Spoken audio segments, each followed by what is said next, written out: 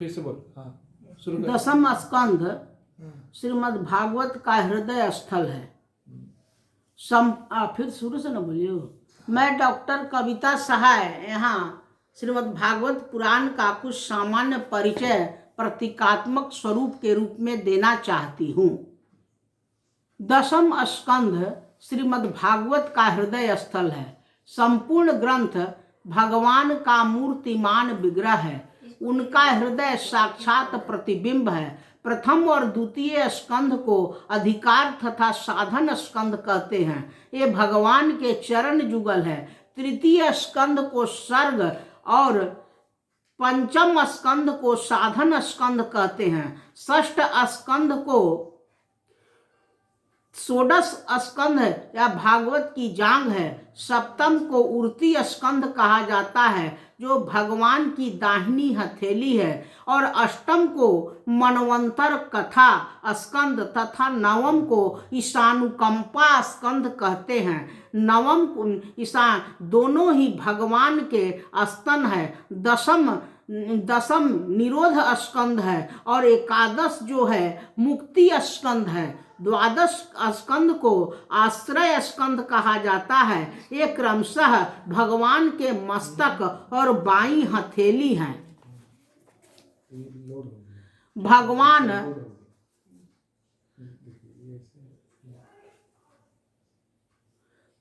भगवान में रम जाना ही रास है जो अनंत सुखदायी और रसानंद का द्योतक माना जाता है। रास शब्द की उत्पत्ति मूलतः रस शब्द से हुई है और वह रस ब्रह्मानंदादपि अधिक सारभूता है।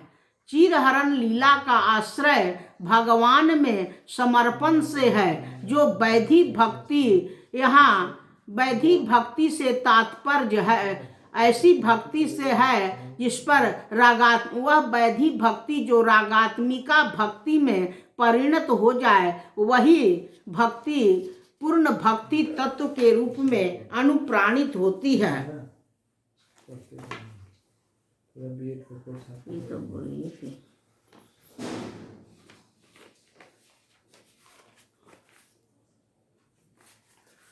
परमात्मा की सबसे सुंदर सृष्टि यह जगत परमात्मा की सबसे सुंदर सृष्टि है जिसमें अनेकशः विविध वर्णित जीवन जीने के क्रियाकलापों का विवेचन मानव जीवन के द्वारा सुसंपन्न कराया गया है। उत्ताल तरंगे उठती नदियों की जलधारा रोर शोर करती कलकल ध्वनि यही संदेश देना चाहती है कि तुम अनवरत जीवन पथ पर अग्रसर होते रहो। सफलता तुम्हारे चरणों में है। हिमाचल की तरह अटल और अचल हो अर्थात उसी के समान उन्नत व्यक्तित्व को बनाए रखो। इस कलिकाल के कष्ट के निवारण का केवल एक ही मार्ग है, वह है भगवत भक्ति।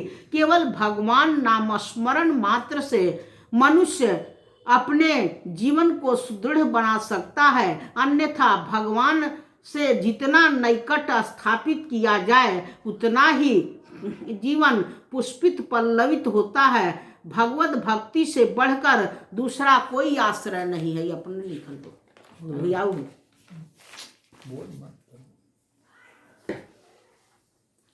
यहाँ भागवत में नवधा भक्ति का वर्णन आया है। प्रहलाद द्वारा सप्तम स्कंद में भक्ति के प्रकारों का विवेचन भेद इस तरह से कथित है। भगवान के गुण एवं लीला का श्रवण, उनका कीर्तन, स्मरण, चरण सेवा, अर्चन, वंदन, दास्य भाव एवं आत्मनिवेदन, श्रवणम कीर्तनम विष्णु स्मरणम पाद सेवनम अर्चनम वंदनम दास्यम संख्यमात्मनिवेदनम इति पुष्पार्पिता विष्णु भक्तिश्चेन्नवलक्षणम क्रियते भगवद्यदा तन्मन्ये धीमुत्तमम। भागवत 1:9, 5, 23, 24। यहाँ भागवत में जगह जगह पर भक्ति के नए तत्वों की महिमा भी विश्लेषित की गई है। साथ ही साथ ज्ञान वैराग्य और भक्ति इन तीनों की महत्ता प्रदर्शित की गई है। अनेकाधिक स्थलों पर भक्ति की महिमा ज्ञान और मुक्ति से भी बढ़कर बतलाई गई है। मुक्तिम ददाति करहि चित्तस्मरणः न भक्ति जोगाद। भागवत भक्त यहाँ किसी प्रकार की कामना की इच्छा न करते हुए एकमात्र भगवान की सेवा में जीवन यापन करना चाहता है। श्रीमद् भागवत के महात्म वर्णन में एकमात्र भक्ति को ही मुक्ति का साधन माना गया है। व्रत तीर्थ ज्ञान चर्चा आदि साधनों को भक्ति के लिए आवश्यक नहीं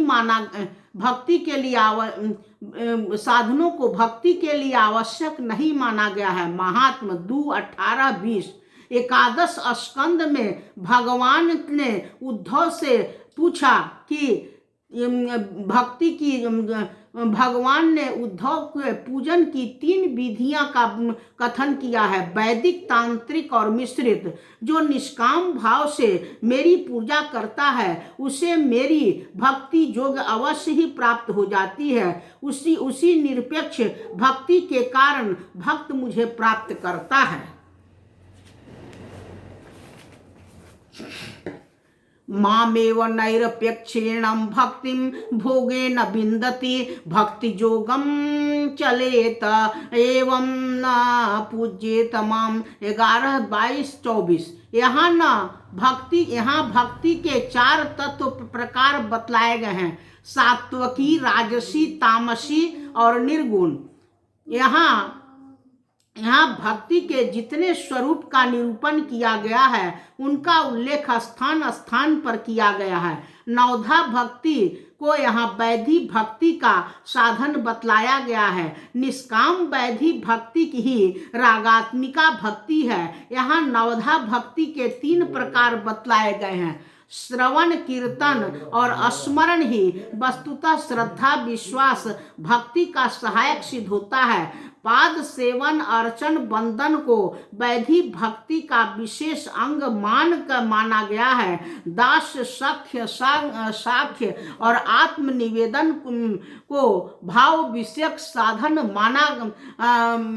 माना गया है। इनका सम्मिश्रण रागात्मिका भक्ति से स्थापित किया गया है। लेकिन इन सब में 2 पग आगे बढ़कर भगवान नाम स्मरण कलयुग में भगवान नाम के स्मरण का महत्व कलयुग में अत्यधिक प्राप्त होता है। इस कलिकाल में भगवान के नाम संकीर्तन करने से सारे बंधन आप से आप टूट जाते हैं और वही भगवान के अति निकट आ जाता है। कलेर दोष निधे राजन नस्ति ध्येयको महान गुणः कीर्तना देव कृणास्व मुक्त बंधनम परम ब्रजेत। हरि स्मरण की महत्ता प्रतिपादित करते हुए भागवतकार का कहना है कि जो भगवान का स्मरण करता है वह उनमें तल्लीन हो जाता है।